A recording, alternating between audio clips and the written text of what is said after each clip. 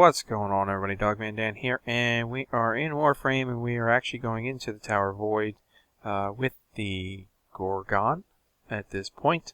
I am just kind of wanting to show people what this thing is like right now, and that it actually is a pretty viable weapon. And I've seen a lot of people already talking about how crap it is and the stats and stuff. Yeah, there is some disappointment in it. Excuse me, sorry. I guess a lot of people would be disappointed in the stats not being as good as what they expected. But barring the Stun Wraith, I think DE learned to not overly stat the weapons, making them OP. Oh wait, I'm sorry. The Stun Wraith and the Brack, when they first came out, we know what happened with that. But this weapon, so Gorgon Wraith, I've seen a lot of comments that the weapon's not that great, the stats are not that great. You know, you can't do things. It's still got a slow speed up time, or recoil's bad, you can't one-shot things, or you can't like semi-snipe things from far away. So I'm going to try to just kind of go through this and show you guys that this weapon is pretty good. You can do a little bit of both. No, it's not going to be your Soma one-shot in the beginning with tons of damage. But if you know what you're doing, you can make this work. Now, for mods on this right now, the only thing I've got is a Serration, a Barrel Diffusion, and a Ammo Mutation mod. That's it. Because it's only rank 18, so the stats are not super great based on the numbers. So you're looking at a, I think right now I've got a 120 impact, 14 puncture, 7 slash. It's not going to be the easiest weapon to build to have damage in it and make it effective for everything. But I will try when I'm done modding it. I've got mods in my head that I'm trying to add on here to make this effective when you're not really thinking too much about the damage stats. You want to get the damage up as high as you can, of course, but there's other things that you can consider to do to make this weapon more viable. Will it beat the new Boltor Prime? No. I think the Boltor Prime is taking top spot in weapons. Just for its raw damage that it can do. But, so this weapon, I like it. I think it's a definite improvement. To me, the way I've seen the Wraith weapons coming out is what DE's been doing is they take where the main weapon kind of lacks, and they improve those stats, even though they tend to lower the base damage stats. They improve other things. So with this weapon, yeah, they gave you more impact and they lowered puncture and slash, but they also gave you other things like a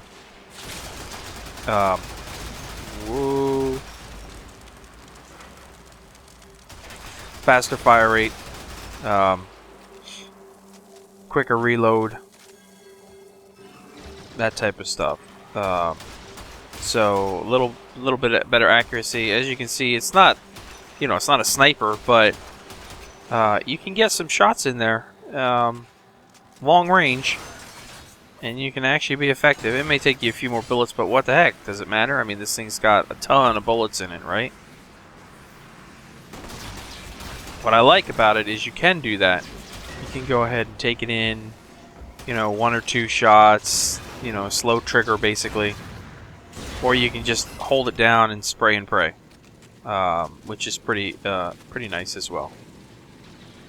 I think effectively though, in a final build, you'd say, if you were just looking at stats, you'd say immediately it's a Corpus weapon. And it would sit very well compared with the Twin Wraith Vipers. If you got those, you could go Wraith weapons. We need a Wraith melee weapon. That's what we need. But as you can see, it is pretty good to single shot. I mean, your accuracy's not too bad with it. I don't think I'm going to put heavy caliber on it because, I mean, I may try it with heavy caliber.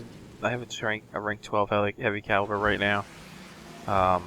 Give me a plus 105 damage and negative 20% accuracy, and I'm going to see what that is like, but I don't think I'm actually going to put heavy caliber on this because the accuracy is pretty low compared to other things. Ow, I didn't see him. But here's your spray and pray part. Really wouldn't consider spray and pray, but you can go at them when you really want to kill them quick. Yeah, I like the weapon. It'll definitely turn out to be a good weapon. I don't know. In a first build, how great it'll be. I mean, I've got some ideas in my head. I will make sure that I put it in the build video before I do any type of forma or anything like that. And, you know, right off the top of my head, when I first saw it and there was no forward slots, I said to myself, yeah, in order to get the max mods on here, adding elementals and damage and all that good stuff, you're gonna have to forma this weapon. So if you like the play of the weapon and how it works, you can forma it. I know a lot of people are probably just gonna run it and put it down and forget about it. And I think that actually in the long run it's going to be a bad thing. This is a pretty fun weapon. Hopefully you can see it and understand what I'm talking about here.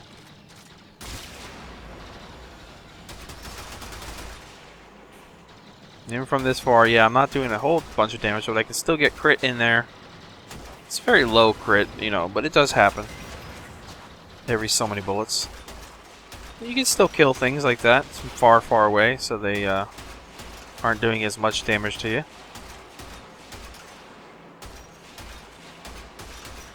Obviously, the farther away it is, the less damage it does, just because it's not meant to be like a sniper rifle in any way. But it is versatile. Oh, nice. Right into the water. It is versatile enough to take it as a, you know, single shot, 1 or 2 in the trigger, or just full out.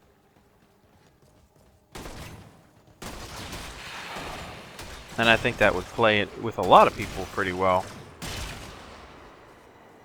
But understanding the stats, I think a lot of people have issues with understanding the stats. Just because you see something that only has a 1 or 2 number difference in the stats doesn't mean that it's actually a bad thing. It can actually be a super huge improvement. With this weapon, the reload time and the fire rate time are super huge improvements over what it was before.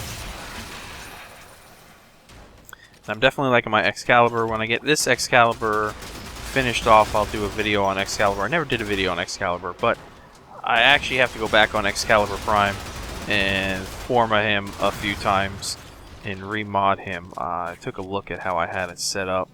It is not a very great setup that I have on Excalibur Prime. So I'm going to have to make some changes to him.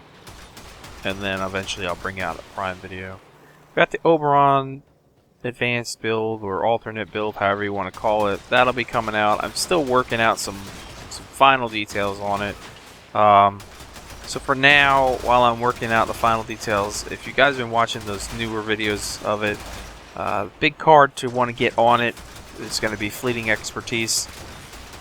Everybody's been asking me. I've got 1 forma on Oberon. I do need at least 1, maybe 2 more on him before I'm happy with the final build. But Fleeting Expertise and Energy Siphon are your big changers on there from my original build. So I will get that out to you, but just so you guys know, because you don't really need to worry about natural talent on Oberon, because his abilities are not really, don't really have a delay in casting. So that's why I'm not worried about natural talent on him, but Fleeting Expertise on him helps make, obviously, Reckoning more spammable.